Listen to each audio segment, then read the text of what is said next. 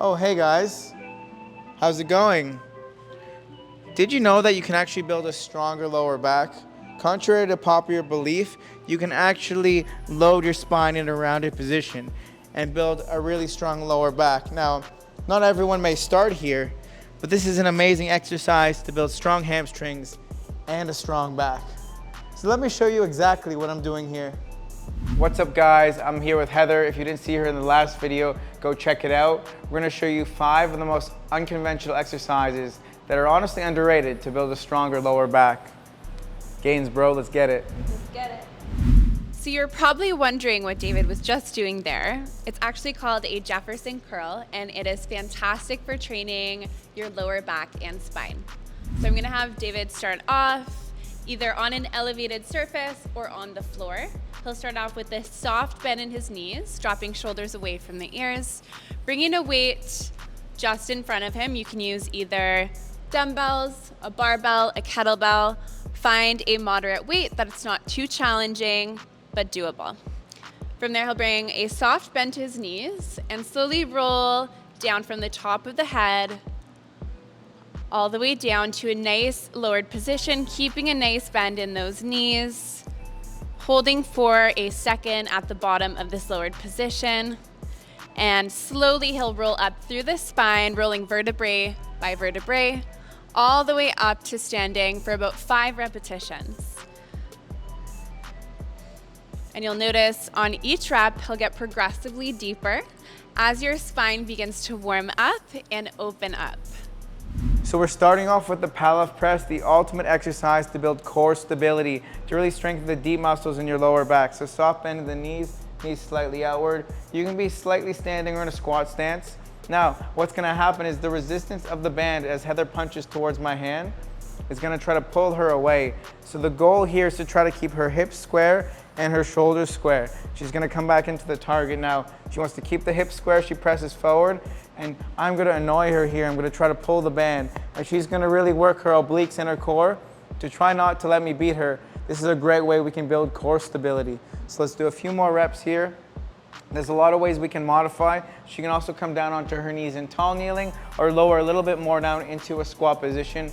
A super versatile exercise to build core strength. And my favorite, she's gonna show us a lunge position as well, so we can get the glutes, the core, and everything working together, trying to stay nice and stable in the back there. You can do reps here, but then she's also gonna hold it at this end position. Really try to stay centered.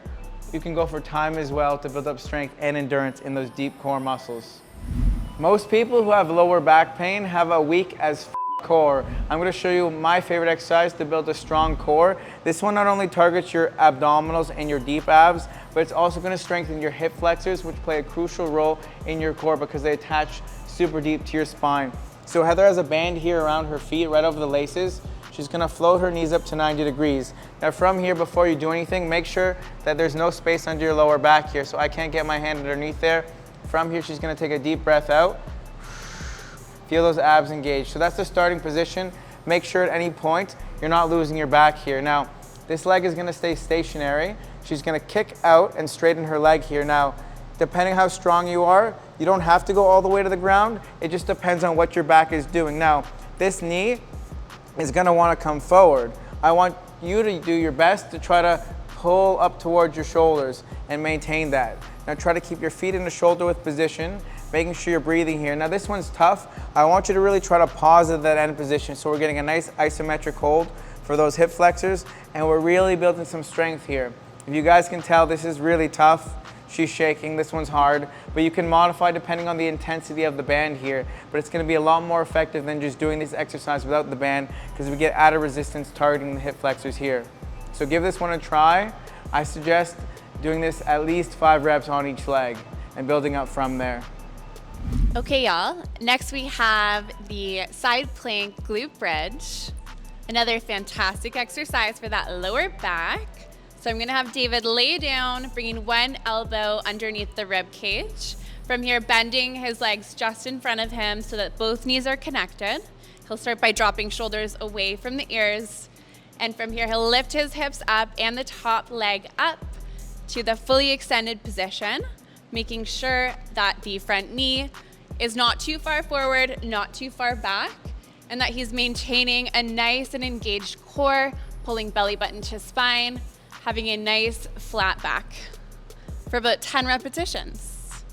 And he'll continue pressing through the bottom knee to really help him get all the way up. Nice, looks good.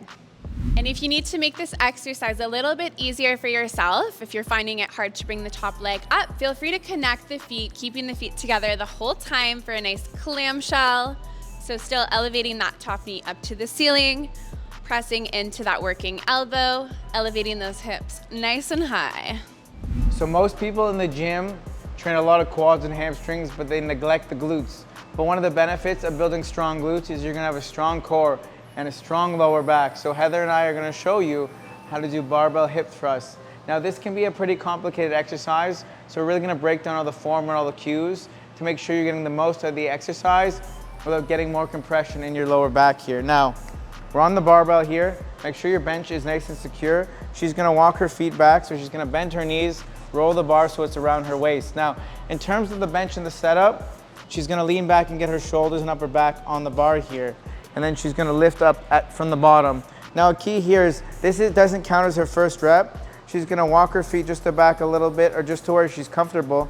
If your feet are too far forward, a little more hamstring dominant.